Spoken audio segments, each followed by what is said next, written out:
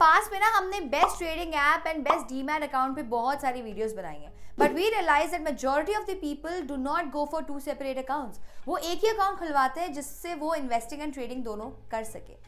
So we decided to make a video covering both best trading and demat account in one video. Best trading and demat account देखने से पहले let me give you a brief of what is the difference between both of them and let's see how these function. आप जब भी कोई stock खरीदते हैं, आपका ऑर्डर पहले आपके ट्रेडिंग अकाउंट में हिट करता है, फिर उसके बाद ट्रांजैक्शन एक्सचेंज में जाती है, वहां से वेरीफाई होके फिर आपके स्टॉक्स जाके आपके डीमैट अकाउंट में स्टोर हो जाते हैं। बेचने के टाइम ये स्टॉक्स इसी डीमैट अकाउंट से निकल के ट्रेडिंग अकाउंट में जाते हैं एंड एक्सचेंज पे वेरीफाई होने के बाद these get deducted from your demat account. Now let's talk about best trading and demat accounts. सबसे पहले बात करते हैं चार्जेस की। Only Zerodha and Upstox are charging account opening charges, बाकी और कोई नहीं कर रहा।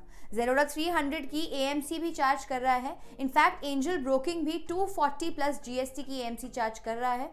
ग्रोथ कुछ चार्ज नहीं कर रहा। Equity intraday futures and options में Angel Broking is charging maximum at 0.25% per order, but अगर आपकी ट्रेड अमाउंट बड़ी है तो आप सब प्लेटफॉर्म्स में मैक्सिमम 20 पर ट्रेड का चार्ज ही लगेगा। Currency future and options option grow में नहीं है। बाकी प्लेटफॉर्म्स में Zerodha में थोड़ा सस्ता है एट 0.03% पर ऑर्डर।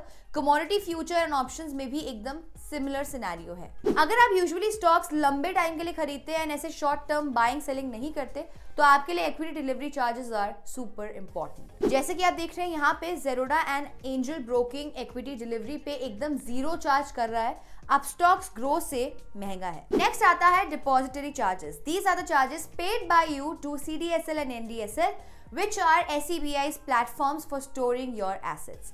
Ideally ये वाले चार्जेस सबके सिमिलर या सेम होने चाहिए, बट ऐसा नहीं है। एंजल ब्रोकिंग सबसे थोड़ा ज्यादा चार्ज कर रहा है। आप फर्क देखेंगे तो बहुत ज्यादा नहीं है।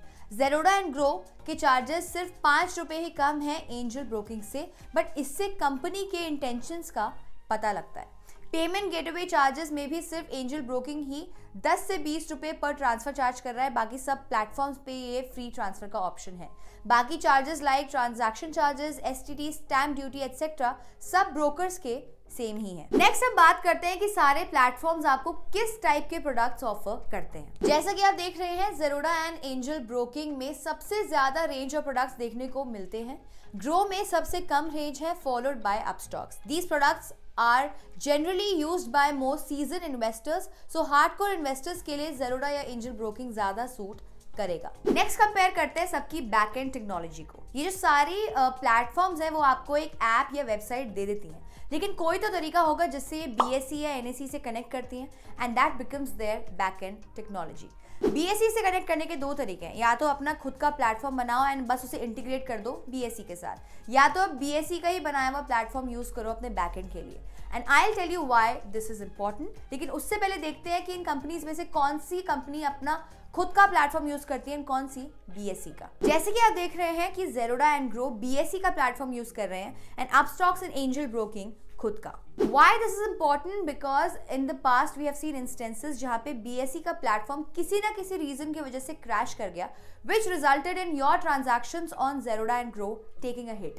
पिछले 2 साल में हमने ऐसे बहुत सारे इश्यूज इन प्लेटफॉर्म्स पे देखे हैं। While it becomes really better to use your own platform because you are in control, but it also becomes slightly expensive to use your own platform. ये हमें एंजल ब्रोकिंग एंड अपस्टॉक्स के charges में reflect होता हुआ भी दिखता है। Next हम सारी कंपनीज की एप्स को कंपेयर करेंगे।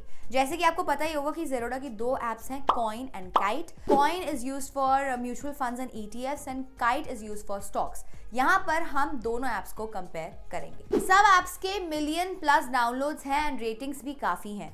Although सब एप्स 4 के ऊपर रेटेड हैं, angel broking has relatively lowest rating amongst all. And अगर चार्ट्स की भी बात करें तो एंजल ब्रोकिंग पे सबसे कम टाइप के चार्ट्स अवेलेबल हैं।